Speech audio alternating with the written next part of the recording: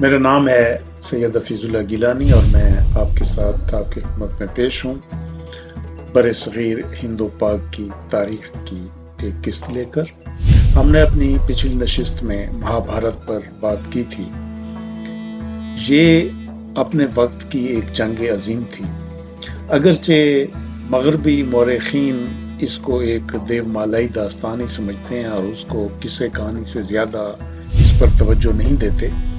لیکن بہرحال ہندوازم میں اس کی جو تاریخ ہے وہ اس کی مذہبی کتابوں میں محفوظ ہے۔ رامائن اور بھگوت گیتا میں اس کے کافی سارے اشعار ہیں جو وہ اپنے مذہبی تہواروں میں بھی پڑھتے ہیں اور اپنی عبادات میں پڑھتے ہیں۔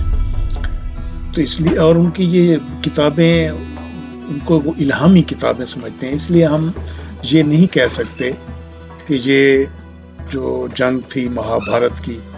یہ بالکل دیو مالائی داستان تھی یا اس کا حقیقت سے کوئی تعلق تھا۔ ہم ہندوازم کی باتوں پہ اعتماد کرتے ہوئے اگر یہ بات کریں تو اس جنگ کے بعد برصغیر ہند و پاک کی تاریخ پر اس کے نہایت گہرے اثرات مرتب ہوئے۔ سب سے پہلے تو یہ ہوا کہ کھشتریوں کی جتنی حکومتیں تھیں، جتنی وہ ان کی ریاستیں تھیں، وہ سب ایک دوسرے کے ساتھ لڑنے کی وجہ سے کمزور ہو گئیں، جس کی وجہ سے نہ صرف اندرون ملک ایک بہت بڑی بے چینی پیدا ہو گئی اور لوگ جو صرف پہلے کھشتریوں کی حکومت ہوا کرتی تھی، اب برہمن اور دوسری اقوام کے لوگ بھی حکومت کے خواب دیکھنے لگے، بلکہ بیرون ملک سے حملہ آور بھی ہندوستان پر ٹوٹ پڑے اور کئی طرف سے اس پر بیرون ملک سے بھی حملہ آور ہوئے لوگ۔ ان میں سے ایک حملہ 900 سال قبل مسیح میں مصر سے جو ایک فاتح اٹھتا ہے اسائرس سے اور وہ کئی ملکوں کو رونتا ہوا فتح کرتا ہوا برصغیر کے دروازے پر دستک دیتا ہے۔ یہاں آنے کے بعد پہلے اس نے سندھ اور پنجاب کو فتح کیا اور اس کے بعد وہ آگے بڑھتا ہوا گنگا کی وادی تک جا پہنچا۔ اسائرس کے اس حملے نے بھی ہندوستان کی تاریخ پر نہایت گہرے اثرات مرتب کیے، سیاسی حوالے سے بھی اور مذہبی حوالے سے بھی۔ مذہبی حوالے سے اسائرس کے آنے کے بعد یہاں گائے کی پوجا شروع ہوئی اور ایشور کا تصور بھی اسائرس کے آنے کے بعد ہی ہندو مت میں اتر آیا۔ گائے کی پوجا کا جو پہلا تصور ہندو مت میں موجود نہیں تھا، اس کی ایک تو ثبوت یہ ہے کہ ان کے جو ویدوں کا زمانہ ہے یا جو ان کے ریگ وید ہیں ان میں کہیں بھی گائے کی پوجا کا ہمیں کوئی تذکرہ نہیں ملتا، جس سے یہ بات واقعی ثبوت کو پہنچتی ہے کہ شاید یہ اسائرس کے آنے کے بعد ہی گائے کی پوجا کا تصور ہندو مت میں آیا۔ اور ایشور کا اس لیے کہ اسائرس نے برصغیر ہند و پاک کے ہندوؤں کے ساتھ نہایت اچھا سلوک کیا، اتنا اچھا برتاؤ کیا کہ ہندو اس کا نام نہایت عزت و احترام سے لینے لگے اور اسی کی وجہ سے انہوں نے اس کو ایک دیوتا کا درجہ دے دیا اور وہ اس کو ایک دیوتا سمجھنے لگے۔ اصل میں ایشور کا جو تصور ہے وہ وہیں سے ابھرا۔ جس طرح مہابھارت میں سیاسی طور پر بہت سی بے چینی پھیلی ملک کے اندر اور بہت سی تبدیلیاں رونما ہوئیں، اسی طرح مہابھارت کے بعد مذہبی طور پر بھی بہت زیادہ تبدیلیاں رونما ہوئیں۔ ایک تو یہی جس طرح 900 سال قبل مسیح میں اسائرس کے آنے سے مذہب میں تبدیلیاں ہوئیں، اس کے بعد دوسری یہ ہوا کہ بہت سے لوگ اٹھے جنہوں نے علیحدہ مذہب کی بنیاد رکھی جو ہندو مت سے برہمن کے مذہب سے ہٹ کر تھی۔ ان میں ہم سب سے پہلا تذکرہ مہاویر کا کرتے ہیں جو 475 قبل مسیح میں پیدا ہوا۔ مہاویر کا لفظی معنی تو ہوتے ہیں بہت بڑے سورما کے، بہت بڑے طاقتور کے۔ یہ اگرچہ ایک طاقتور راجا کے بیٹے تھے، اس کے باپ کا نام سرہارتا تھا، جو ایک کندہ پور قبیلے کی ریاست تھی، اس کے سردار تھے۔ اس کی ماں بھی کھچتری خاندان کی ایک حکمران خاندان کی بیٹی تھی۔ تو پیدا ہونے کے بعد یہ نہایت ناز و نعم میں پلا۔ اس کی پرورش شاہی خاندان میں ہوئی، محلات میں ہوئی۔ اس کی شادی کے بعد جب اس کے ہاں ایک بچے کی پیدائش ہوئی تو یہ شانتی کی تلاش میں اپنے محلات کو چھوڑ کر جنگلوں کی طرف نکل گیا۔ اس نے اپنی شاہی زندگی کو چھوڑ دیا، شاہانہ لباس کو چھوڑ کر یہ برہنہ حالت میں جنگلوں میں پھرتا تھا، اور اس کی حالت جہاں تک ہو گئی تھی کہ اس کے پاس ایک پیالہ تک نہیں ہوتا تھا جس میں یہ پانی بھر کر پی لے۔ لیکن اس کا ایک مطمع نظر تھا کہ میں شانتی کو تلاش کروں، میں امن کو تلاش کروں، میں سکون اور سکھ کو تلاش کر لوں۔ اسی تلاش میں وہ کئی سالوں تک جنگلوں میں اور غاروں میں بھٹکتا پھرا۔ اس کا نظریہ یہ تھا کہ دوسروں کو ایذا نہ دی جائے، اس لیے جب یہ اس کے بدن پر کوئی کیڑے مکوڑے چلتے اور اس کو تنگ کرتے تو وہ ان کو بھی اپنے بدن سے علیحدہ نہیں کیا کرتا تھا۔ جب اس کی یہ حالت تھی تو یہ جب کہیں کسی گاؤں میں یا آبادی کے قریب جاتا تو لوگ اس سے نفرت کرتے اور اس کو اپنے قریب تک نہیں بھٹکنے دیتے تھے۔ یہ 30 سال کی عمر میں گھر بار کو چھوڑ کر مشرقی ہند کی طرف نکلا تھا، اور 12 سال کی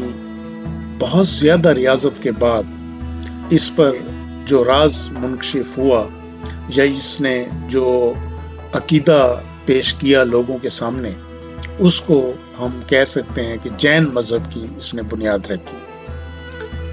جین مذہب کے جو بنیادی اصول تھے ان میں سب سے پہلا اصول اہنسا کا تھا،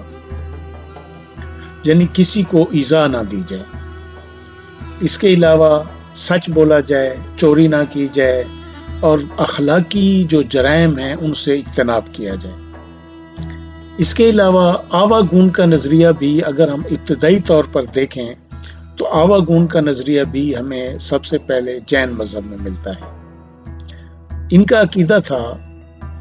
کہ مرنے کے بعد انسان کی روح نہیں مرتی اور نہ ہی وہ اس دنیا کو چھوڑ کر کہیں اور جاتی ہے، بلکہ وہ اسی دنیا میں بھٹکتی رہتی ہے۔ انسان کے مرنے کے بعد وہ روح ضروری نہیں کہ کسی اور انسان میں ہی حلول کر جائے، بلکہ وہ کسی جانور میں، کسی پرندے میں بھی جا سکتی ہے۔ اس لیے وہ پرندوں کی بھی اور جانوروں کی بھی ان کا نہ صرف احترام کرتے بلکہ ان میں سے کوئی بھی یہ گوشت کھانے کی جو روایت پڑھی کہ گوشت نہیں کھانا چاہیے، یہ اسی وجہ سے پڑھی، سب سے پہلے جین مذہب میں پڑھی۔ جین مذہب میں ہی گوشت کھانے کو ترک کیا گیا، کیونکہ ان کے عقیدے میں یہ بات شامل تھی کہ ہو سکتا ہے جس جانور کو ذبح کیا جا رہا ہے یہ ہمارے اپنے ہی گھر کے یا اپنے کسی دوستوں میں سے کسی کی روح اس کے اندر ہو۔ اس وجہ سے وہ پرندوں کو بھی بالکل پریشان نہیں کرتے تھے۔ ان کا یہ عقیدہ تھا کہ یہ روح ہمارے آباء و اجداد کی بھی ہو سکتی ہے جو ان پرندوں کی شکل میں ہمارے گھروں میں منڈلاتے پھر رہے ہیں۔ آواگون کے علاوہ ان کا ایک اور نظریہ جو تھا ان کے مذہب میں، وہ کرما کا نظریہ تھا۔ کرما کے معنی یہ ہوتے ہیں کہ انسان اس دنیا میں جو اپنے اعلیٰ اخلاق کی وجہ سے جو کرتا ہے یا اچھے اخلاق کی وجہ سے اس پہ جو اثرات مرتب ہوتے ہیں، یہ اس کی آنے والی زندگی پر بھی اثر انداز ہوتے ہیں، اور مرنے کے بعد بھی اس کی روح اپنے ان اعمال اور اپنے ان اخلاق کی وجہ سے کسی چیز میں اپنا دوسرا ٹھکانہ وہ بناتی ہے، اور اس کے ساتھ پھر وہی عمل دہرایا جاتا ہے جو اس نے پہلی زندگی میں کیا تھا۔ اس وجہ سے یہ ان دو نظریوں نے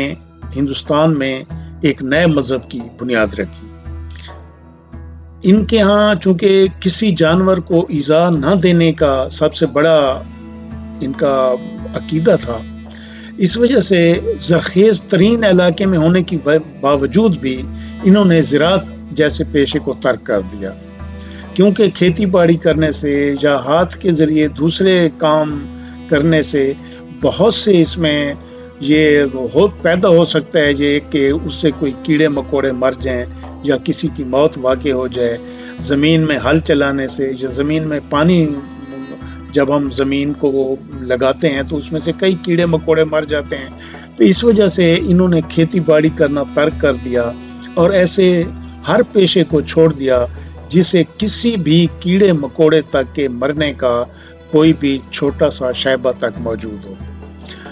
صرف یہ لوگ تجارت کیا کرتے تھے اور تجارت سے ہی لیکن یہ اس کا مطلب نہیں تھا کہ یہ لوگ اس وجہ سے غربت میں چلے گئے، یہ اپنے دور کے متمول ترین لوگ ہوا کرتے تھے۔ یہ ان کی باتیں ایسی تھیں، یہاں تک کہ یہ جب لوگ گھر سے نکلتے تھے تو پہلے گلی میں جھاڑو لگوا لیا کرتے تاکہ کوئی چیونٹی بھی ان کے پاؤں کے نیچے آ کر مر نہ جائے۔ رات کو سفر کرنا ان کے نزدیک ایک گناہ کے قریب سمجھا جاتا تھا، کیونکہ رات کو چلتے ہوئے ہو سکتا ہے کتنی جانیں، کتنے کیڑے مکوڑے ان کے پاؤں کے نیچے آ کر کچلے جائیں۔ اگرچہ اس کا پھیلاؤ تو ہوا بہت زیادہ، یہ مذہب پھیلا بھی اور یہ میسور تک جنوبی ہند میں چلا گیا،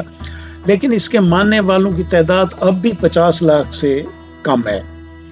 اس کی ایک وجہ تو یہ ہوئی کہ بعد میں اس کے جو اصول تھے وہ ہندو مت نے اپنا لیے، اور جب ہندو مت نے اس کے اصول اپنا لیے تو یہ عقیدہ اپنی موت آپ مرتا چلا گیا۔ دوسری بات یہ تھی کہ جس طرح آوا گون کا نظریہ تھا وہ بھی ہندو مت نے اپنا لیا، اور اس وجہ سے اس مذہب کے پھلنے پھولنے کو زیادہ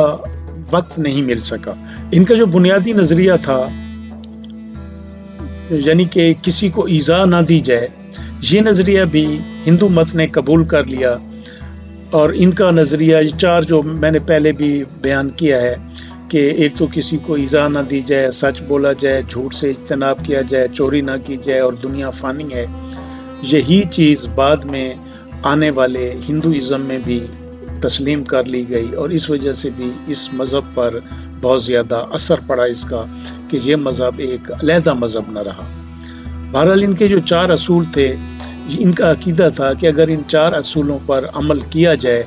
تو انسان آواگون سے نجات پا سکتا ہے، اور وہ بار بار مرنے کی اذیت سے نجات پا سکتا ہے، اور اس کو چھٹکارا حاصل ہو سکتا ہے، اور وہ ہمیشہ ہمیشہ کے لیے بہشت میں جا سکتا ہے۔ آج ہم نے مہاویر کی زندگی کا جائزہ لیا ہے۔ ہم اپنی اگلی نشست میں اسی سے ہی ملتے جلتے ایک اور شخص گوتم بدھ کی زندگی کا جائزہ لیں گے، جس کی وجہ سے ہندوستان کے مذہب پر بہت زیادہ گہرے اثرات مرتب ہوئے تھے۔ ہمیں اگلی قسط تک اجازت دیجیے۔ اللہ حافظ۔